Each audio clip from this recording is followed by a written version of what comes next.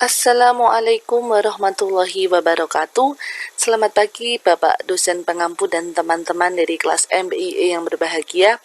Di sini kami dari kelompok 1 akan mempresentasikan mengenai peran, tugas pokok dan kompetensi kepala sekolah dalam peningkatan mutu pendidikan yang disusun oleh Tias Arianti, Umi Zamzami dan Wulandia Nabila.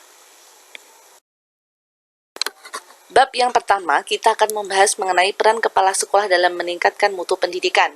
Yang pertama adalah kepala sekolah sebagai edukator, di mana kepala sekolah sendiri bertugas untuk membimbing guru, tenaga kependidikan, siswa, mengikuti perkembangan iptek dan memberi teladan yang baik.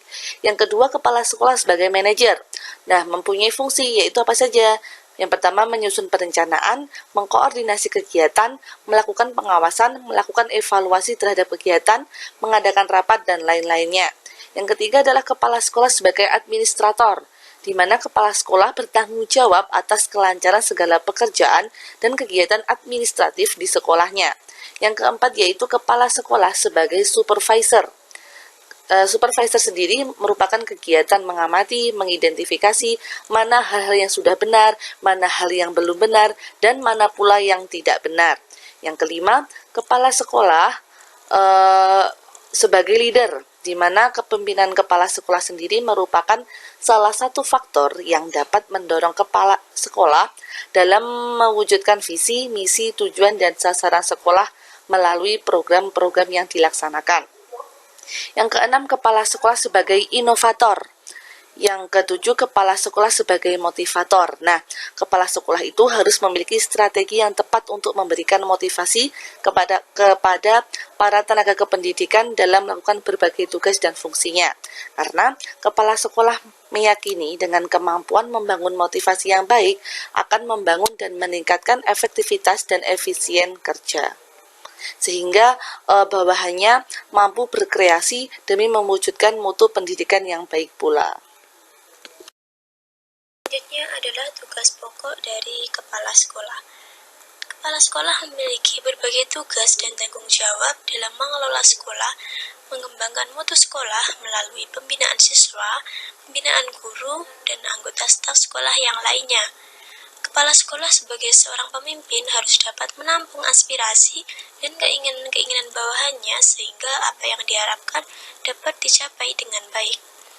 Adapun tugas pokok kepala sekolah yaitu yang pertama merencanakan program, yang kedua melaksanakan rencana kerja, yang ketiga melakukan supervisi dan evaluasi, yang keempat melaksanakan kepemimpinan sekolah, dan yang kelima yaitu melaksanakan sistem informasi sekolah. Nah, berkaitan dengan perencanaan program yaitu kepala sekolah di sini harus mampu menyusun perencanaan program sekolah yang meliputi visi dan misi tujuan sekolah, RKS atau rencana kerja sekolah, RKAS atau rencana kegiatan dan anggaran sekolah, serta dapat menyusun program pembelajaran.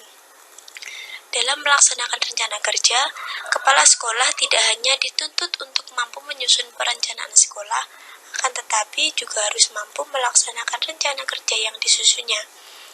Adapun tupoksi melaksanakan rencana kerja yang meliputi yang pertama menyusun program kerja, struktur organisasi sekolah, dan kegiatan-kegiatan lainnya. Kemudian kepala sekolah dalam melakukan supervisi dan evaluasi. Di sini sebagai seorang pemimpin di sekolah, kepala sekolah harus memiliki tupoksi untuk melakukan supervisi dan evaluasi sekolah. Hal ini dilakukan untuk meningkatkan mutu dan kinerja sekolah.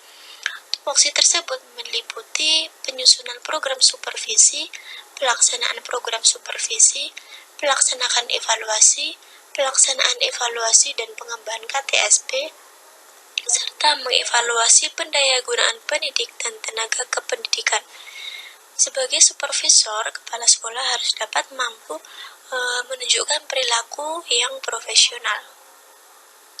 Kemudian, dalam melaksanakan kepemimpinan sekolah, kepala sekolah sebagai seorang pemimpin sekolah harus dapat melaksanakan tupoksi yang berkaitan dengan kepemimpinan yang meliputi menjabarkan dan merumuskan visi ke dalam mutu target mutu, melaksanakan atau menganalisis tantangan, peluang, kekuatan, dan kelemahan sekolah, membuat rencana kerja, dan meningkatkan motivasi kerja pendidik.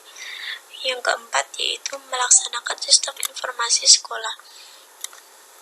Dapat dilakukan dengan menciptakan suasana sekolah yang kompetitif bagi siswa, melaksanakan penataan tugas dan tanggung jawab yang jelas, menjalin kerjasama dengan pihak lain, dan menerapkan teknik informasi atau TIK dalam manajemen sekolah.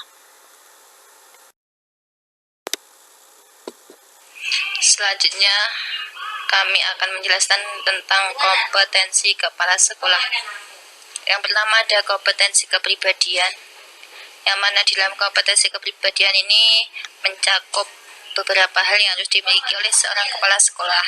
Yang pertama ada harus berakhlak mulia, menjadi teladan akhlak mulia bagi seluruh warga sekolah, serta memiliki integritas kepribadian sebagai pemimpin dan dapat mengendalikan diri dalam menghadapi masalah yang dia jumpai ketika bertugas sebagai kepala sekolah.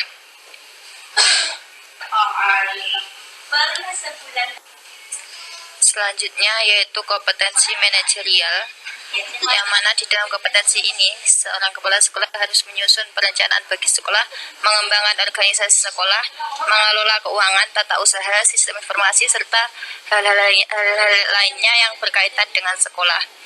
Yang ketiga itu kompetensi kewirausahaan.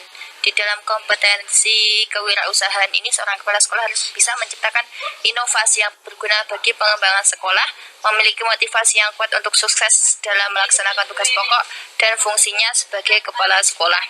Serta kompetensi yang keempat ada kompetensi supervisi, yang mana di dalam kompetensi supervisi ini seorang kepala sekolah harus bisa merencanakan dan melaksanakan program supervisi akademik serta bisa menindaklanjuti hasilnya dalam rangka meningkatkan profesionalitas guru.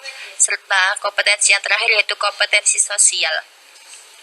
Kompetensi sosial ini kepala sekolah diharuskan mampu bekerja sama dengan pihak lain untuk kepentingan sekolah serta bisa berpartisipasi dalam kegiatan sosial dan memiliki kepekaan sosial terhadap orang atau kelompok lain.